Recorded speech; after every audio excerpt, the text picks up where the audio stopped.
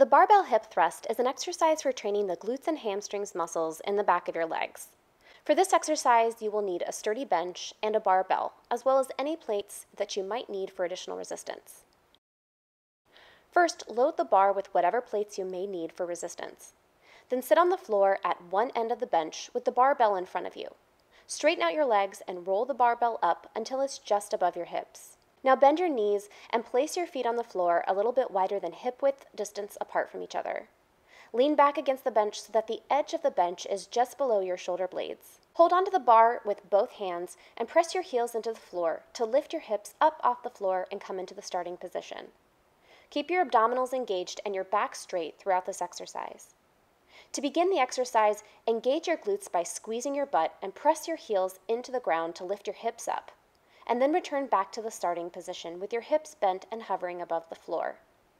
One time lifting your hips up and back to the starting position is 1 repetition. Continue for the recommended number of repetitions in your training program.